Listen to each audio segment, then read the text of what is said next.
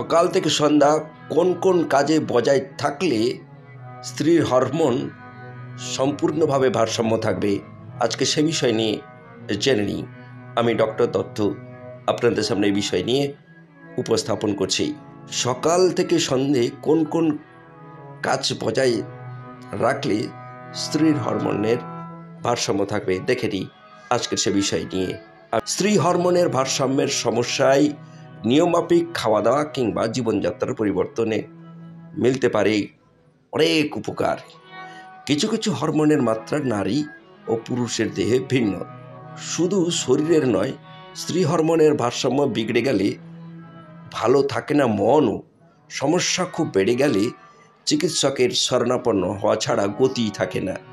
অল্প থাকলে স্ত্রী হরমোনের ভারসাম্যের সমস্যায় নিয়মমাফিক খাওয়া দাওয়া কিংবা জীবনযাত্রার পরিবর্তনে মিলতে পারে উপকার।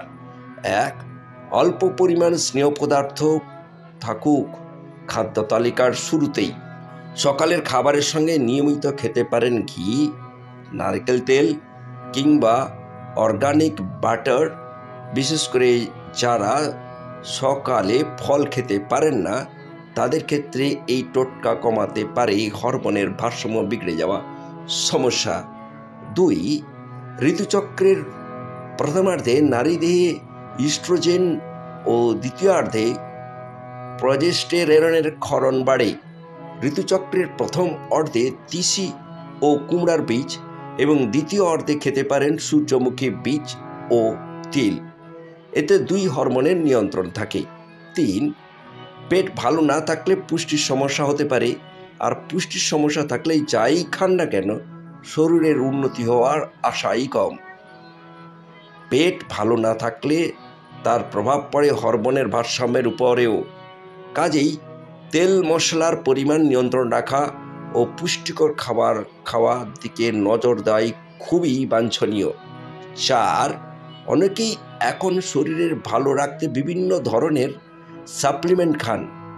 বিশেষ করে হরমোনের সমস্যা ওমেগা 3 সাপ্লিমেন্ট খাওয়া চল এখন অনেকটাই বেড়ে গেছে। এই ধরনের সাপ্লিমেন্ট খেলে ইপিএ ও ডিএএইচএ এর মতো উপাদানগুলির মাত্রা কতটা হওয়া উচিত তা জেনে নিতে হবে চিকিৎসকের সঙ্গে কথা বলে। 5. মনের অবস্থার সঙ্গে অঙ্গাঙ্গিভাবে জড়িত হরমোন। দীর্ঘস্থায়ী মানসিক অবসাদ যৌন হরমোনের ভারসাম্য বিগড়ে দেয়। অনেক সময় মানসিক স্বাস্থ্যের অবনতি হলে দেখা দেয় ঘুমের সমস্যা। এতে শুধু স্ত্রী হরমোন নয়, দেখা দিতে পারে অন্যান্য হরমোনের সমস্যাও। তাই আমরা সাবধানে থাকব, সুস্থ থাকব। আজ এখানে শেষ করছি। সুস্থ থাকুন, সবল থাকুন। আবার নতুন কোনো এপিসোড নিয়ে ফিরে আসব। নমস্কার।